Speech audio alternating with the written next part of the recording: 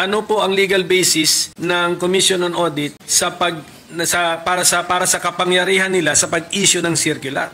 Opo, napakaganda po ng tanong ng ating pinunong minorya. At yan po, alam niyo po, dito po sa aking kaliwa, kung titingnan niyo po, dahil ang sabi ko po sa kanila, Ginoong Pangulo, tayo po ay haharap sa bar tatner, mathematician pa. Kaya kailangan po battery ng mga auditors ang kailangan po natin dito sa kaliwa.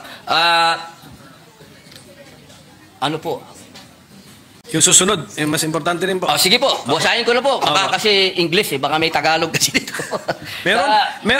meron kasi ang ating konstitusyon actually ay nakabandato dyan na merong Tagalog version ng ating konstitusyon. Sige po, pwede po natin gamitin Tagalog sana para maintindihan ng ating mga kababayan. Masyado akong spoken in dollar. Pero ito pong ating panukala ay isa po itong code. Opo. Tama po. So, ang gusto ba natin mangyari dito na lahat ng ating gustong malaman tungkol sa government auditing ay dito natin makikita at mahanap sa panukalan ito? Opo. Okay. Alam niyo po, katunayan po, mahal na Pangulo, noong nagsagawa po kami ng pagdinig, napaka eye-opener po. Sapagkat marami po talaga na hindi naman nasasaad sa batas, pero kanila na po itong isinasagawa at ginagawa na po nila. Ang kailangan po natin ngayon na Ginoong Pangulo, maging batas po para mas lalo pong maging masabi pong matalim ang kanilang ipin po.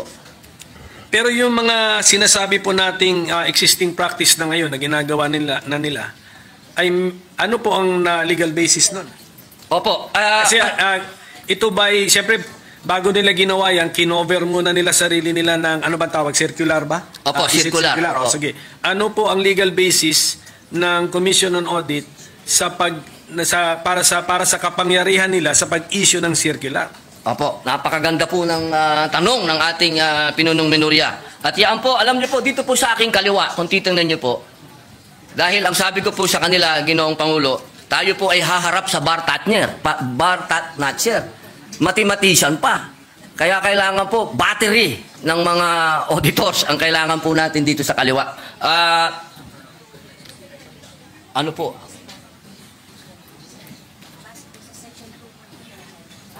Yung legal basis na yun ay ano sabihin?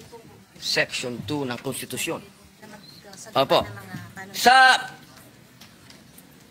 Dito po, sa nakalagay po sa ating Konstitusyon, sa Section 2 po, ng letter D, the Commission on Audit, dito po sa Section 2, number 2, sabi po dito, the Commission shall have exclusive authority subject to the limitations in this article to define the scope of its audit and examination, establish the techniques and methods required therefore. Yun po, nasa konstitusyon po, mahal naming Pangulo, na sinasabi po dito, meron po silang karapatan na maggawa ng mga techniques, establish techniques, methods sa pangalan po ng circular. Apo. Yung susunod, mas importante rin po. Sige po, basahin ko na po. Baka kasi English baka may Tagalog kasi dito. meron kasi ang ating konstitusyon actually ay nakabandato dyan na merong Tagalog version ng ating konstitusyon. Sige po, pwede po natin gamitin Tagalog sana para maintindihan ng ating mga kababayan. Masyado akong spoken in dollar. Tagalog. Tuloy ko muna po sa English. Sige po. Due to insistent public demand.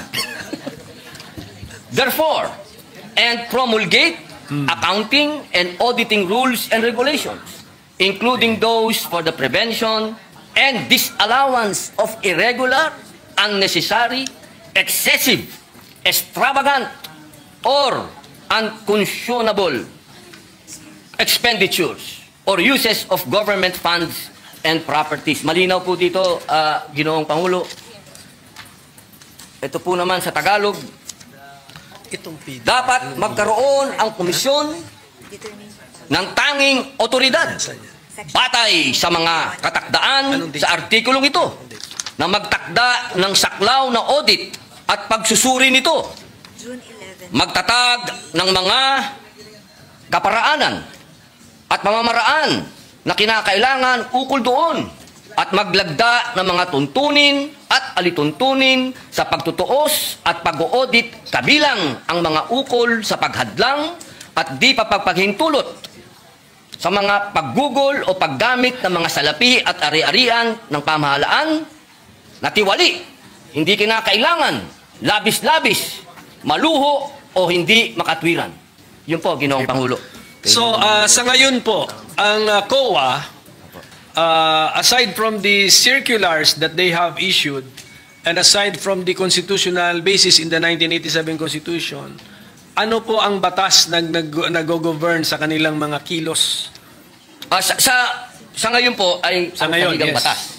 At siyempre po, yung pong nakaraan, nung panahon po ng tayo pa po ay nasa panahon pa ng Marcos Sr., meron po tayong Presidential Decree 1445. Opo, doon po nagbase halos...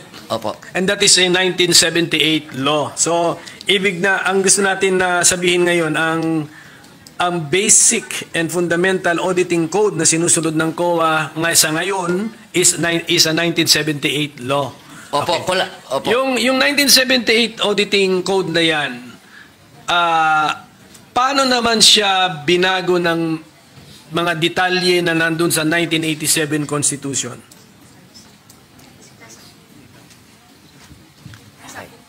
Opo. Ng 1987 Constitution.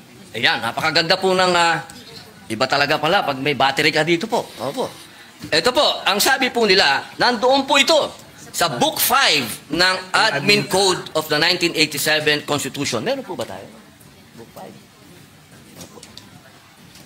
5. Of the admin code. Opo, Admin Code. So, meaning to say, according to our resource persons, Book 5 of the Administrative Code of 1987 repealed, even indirectly, repealed or replaced the June 1978 Government Auditing Code? Or ano sila, complementary sila? Opo.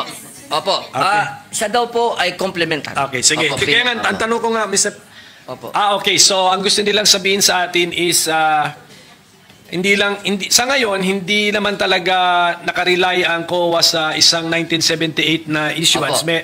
Pati na rin sa Book 5 ng Admin Code ng 1987. Okay. Opo. Kaya po ang next tanong ko, kung medyo na-update na rin naman pala, ano po naman ang pagbabago na ating ilinagay sa ating panukala such that it is more desirable now to have this new government auditing code? Opo. Opo, pwede po natin itong isa-isahin kung ano po yung mga bagong provision. Mga bagong idea muna. May mga bago ba tayong idea o bagong approach dito sa ating panukala? Kasi kung unless sasabihin nyo po sa amin na Opo. yung circular, pinagsama-sama lang natin lahat at ginawa nating code. Ganun ba ang ginawa natin dito sa panukalang ito o hindi? Katulad po ng sinabi ko po kanina, Ginoong Pangulo, meron po kasing sa takbo po ng panahon, meron din po silang mga ginagawang pag-aaral sa abroad. Ano po? Opo. At yung mga best practices po ngayon sa abroad, gusto din po natin maisagawa. Pwede akong sumingit tungkol dyan. Opo. Ang ating bang COA chairman ay chairman ng isang international organization sa ngayon?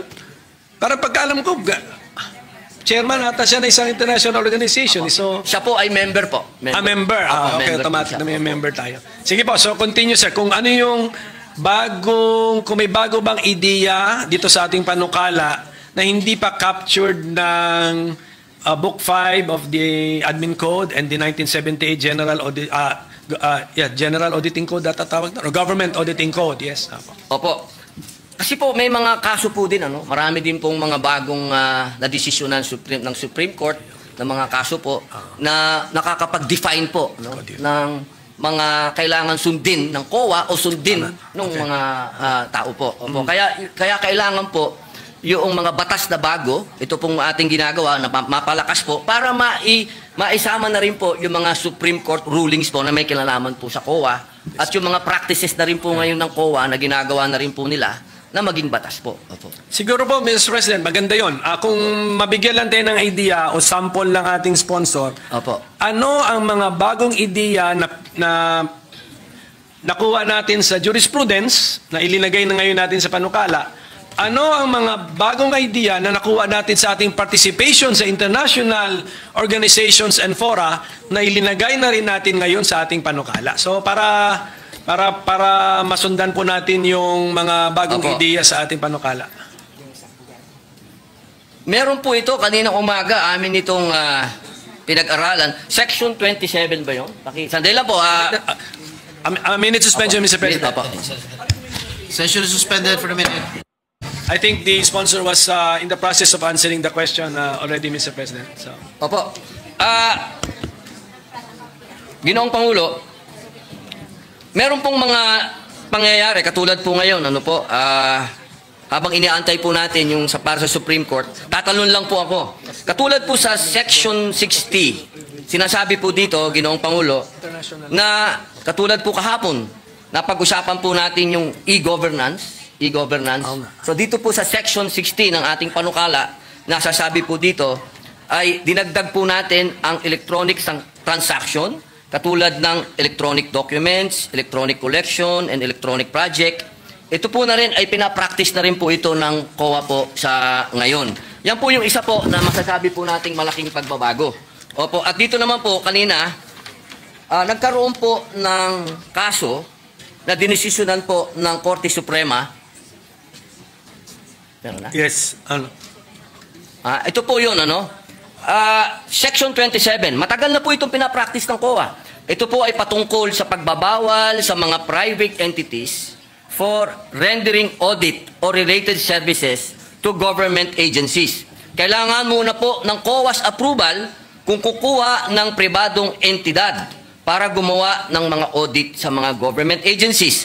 Nagkaroon po ng kaso ito, Ginoong Pangulo, at ang naging desisyon po ay pagkalagpas ng 60 days. Iba pala to. Sorry po. Ang sabi po dito, hindi po pwede.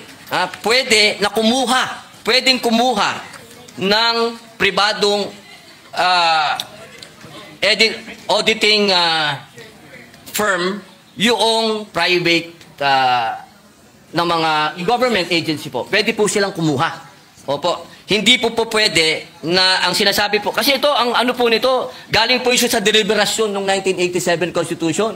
Kasi meron po itong isang commissioner, sabi niya doon, hindi, kailangan exclusive ang COA. Ang sabi naman po ng ibang commissioner, hindi pwede. Natalo po siya sa bilangan. At yun po ang ginamit ng Supreme Court na argumento na hindi po pwede na exclusive. Kailangan pwede silang kumuha ng iba. Yun po yung mga desisyon na masasabi po natin na nangyari. Meron pa pong isa. Opo. Dito po sa Section 28. Ito ay nasa PD 1445. At base rin po ito sa desisyon ng Korte Suprema. Ito po ay patungkol sa provision ng pag-hire ng law firms o private lawyers. Ito po ay alinsunod sa desisyon ng Korte Suprema. Kasi alam niyo po, minsan kailangan magpaalam pa sa COA, hindi na po, kumbaga, nagkakasuhan na. Ginoong Pangulo, nagkatimandahan na, wala nang panahon. Ang sabi po dito, na kapag lumagpas na yung 60 days, deemed approved na po yung request ng kung sino man pong ang gustong mag-hire ng lawyer, private lawyer. Yun po yung mga masasabi nating bago na meron po talagang bigat. Kasi ito po ay may kinalaman sa mga desisyon ng Korte Suprema at ganoon din po doon sa paparating po na e-governance. So, hindi pa po ito natitesting, itong Section 28, kunyari lumampas ng 60 days, gumastos na ngayon yung... Meron na pong desisyon. Meron na pong desisyon ang Supreme Court. So, sa ngayon, disallowed. Pero ang COA, wala pa po. Ilalagay po natin ngayon sa batas. Kaya nga, kung wala ito, kaya sa ngayon, disallowed. Hindi pwede. Kung pagbabasihan po yung desisyon ng Supreme Court, what was the decision? Allowed? The Supreme Court allowed the expense of government in the hiring of private lawyer or 60 days. Or sustained the decision? 60 days po So even the 60 days is in that decision? Hindi ako familiar po sa decision na yan. Opo. So, okay. Yun po, malinaw po yun eh. Malinaw po, Ginoong Pangulo, na halimbawa po, katulad po ng Pisan, di ba? Pisan, nag-hire po sila ng lawyer nila, lumagpas po, hindi po, ang nangyari ang tagal po, hindi po nila maantay-antay yung approval ng COA. Ang sabi po, 60 days, deemed approved na po yun. Pag lumagpas. Okay. Ngayon, kinaklaro natin dito. Opo. Sige po. How about sa international best practices? Meron ba tayong napulot doon na linalagay ngayon natin dito sa ating panukala? Ano pong tawag? Section 26. Ayun! Nako, ito po yung pinakamaganda na pinag-usapan po namin. Ako gusto ko po ito. Kasi maraming lugar na hindi napupuntahan ng COA. Nakalagay po dito sa Section 26. Institutionalizes COA Citizen Participating Audit Program. Ito po yung Deputized Citizen Participatory Office. Since 2016 po ito, ginagawa nyo na. Opo, nagde-deputize po sila. Opo, ng mga mga CPA po, no? Tawag po nila CPA. Opo. Kaya po, ito po ay napakaganda sapagkat marami pong lugar dito sa ating bayan ang hindi po na pupuntahan, Ginoong Pangulo. So ito pong participation ng civil society organizations na natin ay linilimit natin sa remote and critical areas. Bakit hindi natin gawin na sa general rule? Opo. Sama sila. Actually, Sama sila. general rule po siya. Opo. Well, ito pang ang pagkasulat natin ay located page 20 line 17 to 18 nakasulat dito. Monitoring of projects located in remote and critical areas. So mukhang maganda itong idea na ito eh. Bakit di natin gawing partner ng COA ang CSO?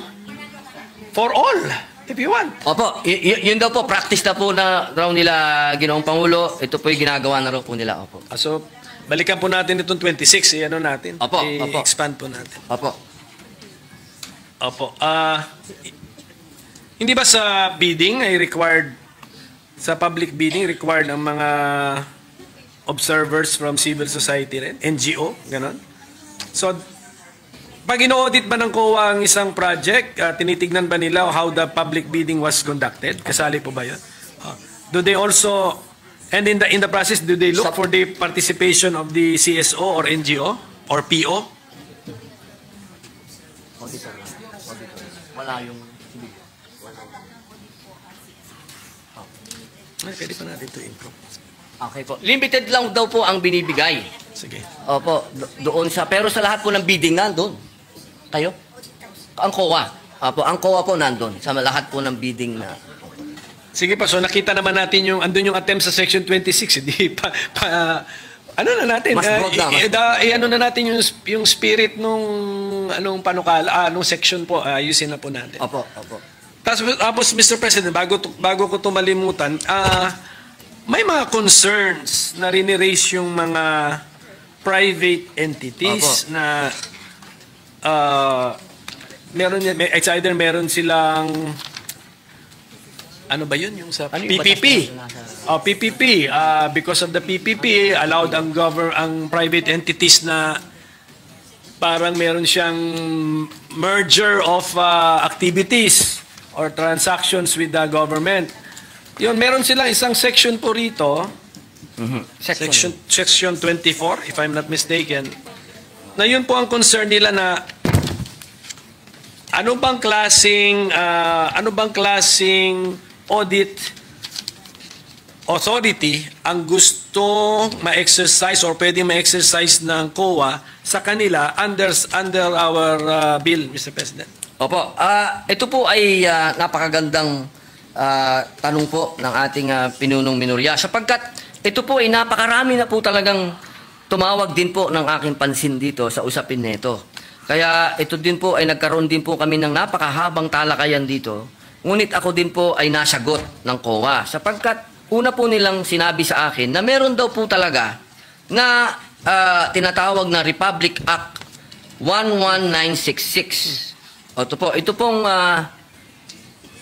RA na to, sa second paragraph, 66. section 31 ng PPP Code. PPP. Kung saan sinasabi po na ang mga PP projects awarded and subject sa Government Audit Code or 2009 Revised Rules of Procedure ng COA and amendments thereto. Sa provision na ito, itinakda rin the COA in consultation and coordination with the PP codes shall adopt and promulgate the necessary framework and guidelines on accounting and auditing PP projects. Kaya dito po, sa ating Section 24, maliwanag naman po dito, ito ay patungkol sa limited jurisdiction ng COA sa mga private entities, kasama na rito ang public utilities.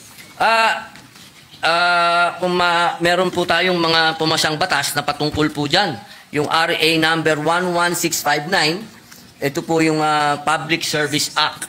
Opo, na sinasabi din po na sinabi po ng korte na hindi naman to unconstitutional. So, sila po ay tatamaan po ng limited jurisdiction ng COA sa pag-audit po. Yun po ang aming pagkakaintindi, Ginoong Pinuno. Ang problema ko po, Mr. President, dito rin sa pagkasulat ng ating Section 24 na nasa page 19. Sa title ng section, limited jurisdiction over private entities. Pero pagbasahin mo yung body ng section, hindi mo naman makuha kung anong meaning ng limited jurisdiction. Kasi sinasabi rito, the Commission shall have authority to examine and audit the contracts, agreements, or dealings of private entities with the government, etc. So, the words used are examine and audit, which is the normal words, Mr. President. So, where is the limitation found, Mr. President? Binura nila. Sino po bumura? Doon po sa revised version, yun po yung second. May copy po na binurat, kaya naging malabo po yung issue ko yun. Saan ba na? Hindi, actually, yung jurisdiction Okay, so po. over certain Mr. Ginoong Pangulo, 1 minute suspension lang po. Apo. Thank you po. Kaganda po ng naging talakayan dito sa amin. Napakaganda po kasi ng katanungan ng ating pinunong minorya. At alam niyo po, ito po kasing pinag-uusapan natin ngayon, ito po ay galing pa sa Presidential Decree number 1445. Patingin 1445. At ito po ay at ang amin pong napagdesisyonan, amin pong i-specify dito sa Section 24 na malinaw kung ano po yung dadaan sa audit. Ibig pong sabihin, kung ano lamang po yung dinapuan ng pera ng gobyerno, doon po sa PPP, doon lang po sila may karapatan na mag-audit. Kung saan lang po dumapo yung pera po ng gobyerno. Pero maliban po doon, wala po silang pwedeng silipin, doon po patungkol doon sa private na kumpanya. Pero sa ngayon po ating sponsor na sa pagkakasulat ngayon, medyo Opo. hindi yan limited jurisdiction. Opo. Tama, okay, Opo, sige opo. po. At least, Tinatanggap po ng ating so malalaman lang natin ito or kung kami ba ang ating mga kasama ba ay sasang-ayon sa amendment, kung marinig na namin kung paano natin mahuhuli yung konsepto ng Opo. limited jurisdiction. Opo. Sige Opo. po. Opo. So at least maganda po yan at malaking bagay na po yan na yung parang agam-agam nila, yung worry nila, concern na... Opo. Natural po yung kanilang pag-aalala sapagkat sila po ay mga investor din po. Ano? Siyempre po, kailangan din natin alagaan yung mga investor. Pero wag po silang malumbay at wag po silang mag-alala. At lahat po ng pwedeng gawin ng COA patungkol lamang po sa pera ng gobyerno po. Ngayon po, yung konsepto ng right sizing, nakaka-discuss lang natin, parang nasa bill din yun. Pero yung kahulugan ba ng right sizing na gamit natin sa panukalang ito, kaparehas ng right sizing na sinabi po ng ating Senate President na dinipensahan niya yung kanyang panukala? Opo. Alam niyo po, kung mapapansin niyo po, kasama po ako ng ating Ginoong Pangulo doon sa right sizing sapagkat naniniwala po tayo doon. Pero kanina po sa kanyang paliwanag, malinaw din po na sinabi niya, hindi po ibig sabihin nun na tayo po ay magbabawas o ano. Kung hindi, pipiliin po yung mga tao talaga na talagang sila po yung magpe-perform. Yung talaga pong may mga kakayahan. Yung tunay po na masasabi po natin na madi-deserve po nila kung magkano po yung natatanggap nilang sweldo mula po doon sa ahensya ng gobyerno. Kaya ako po ay nakasuporta po doon. At dito po, sa kasalukuyan, naririnig ko po ang aking lupon at kanila pong naisagutin ang inyo pong katanungan. Opo.